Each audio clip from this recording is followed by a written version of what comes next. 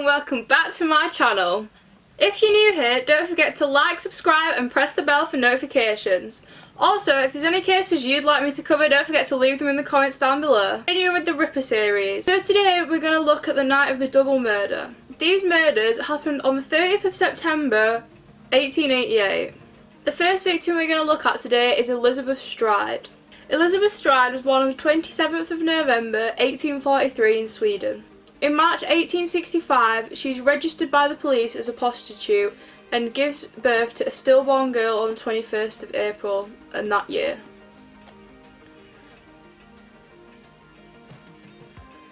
The year after, on the 10th of July 1856, Elizabeth Stride moves to London. Later on, she then marries John Stride on the 7th of March 1869.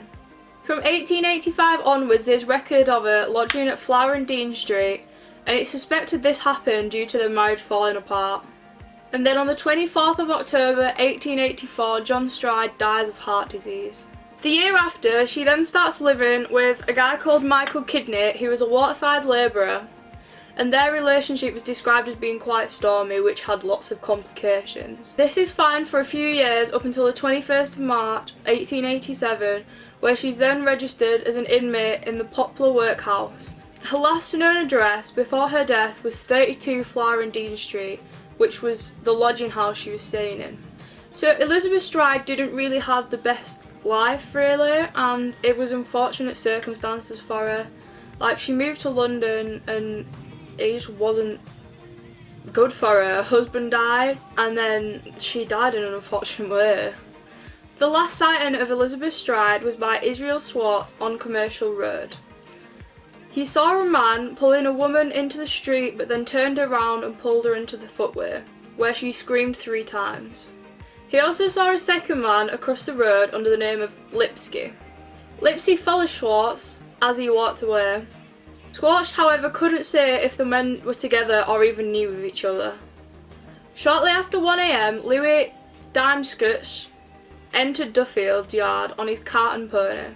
However, at the entrance, the pony shielded and refused to enter the yard. This caused Daimskutsch to think that something was in the way, and he got off his horse to inspect what was there.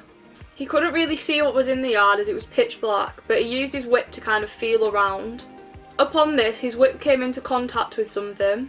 He believed it was to be a drunk, so went into the International Workingsmen Educational Club to try and get some help to move them.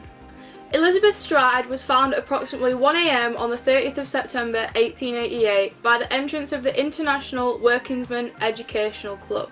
She was found by 3 men, Louis Daimskutsch, Isaac Kabrodsky and Maurice Eagle, who went out into the yard to find her throat cut. It was believed that Louis' entrance into the yard disrupted the Ripper, causing him to flee before performing mutilations. He also believed that the Ripper was still in the yard when he arrived due to the odd behaviour of the pony and the warmth of the body. So Elizabeth Stride, compared to the rest of the victims, really didn't obtain that many injuries. Her throat was cut deeply, about 6 centimetres in length. She had some discoloration underneath both of her collarbones. There was deformity of the bones in her right leg. A lobe of her left ear was torn, suggesting that her earring was ripped out. So, as the Ripper had been disturbed on the first case, it's very clear that he wanted more. So, the next victim we move on to is Catherine Eddowes. So, Catherine Eddowes was born on the 14th of April 1842.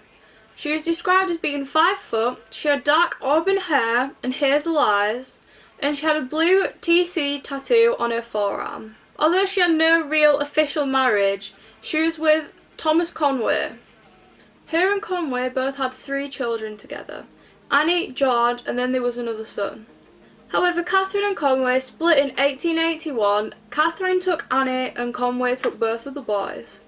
Her last known address was the Casual Ward on Shoe Lane. The theory that goes towards a murder is that she actually told the superintendent that she had come back to earn the reward offered for the apprehension of the Whitechapel murderer. I think I know him. However, the superintendent warned her to be careful as he didn't want to murder her.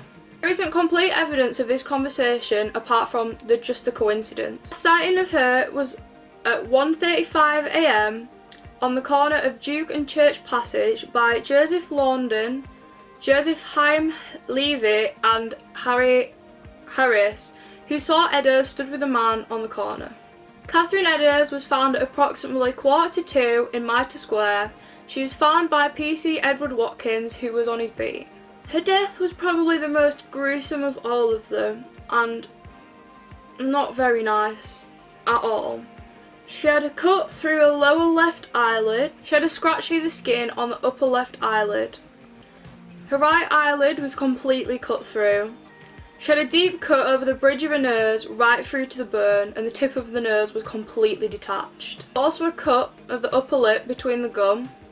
She had a cut on each cheek which peeled up the skin in a triangular flap. She had a 6 to 7 inch cut completely across the throat. The abdomen was completely opened up. The liver was stabbed and slit on the left side and another at a right angle to this. The left kidney was completely removed. There was a stab wound on the left groin. There was a cut extending from the spine to the left thigh, forming a flap of skin.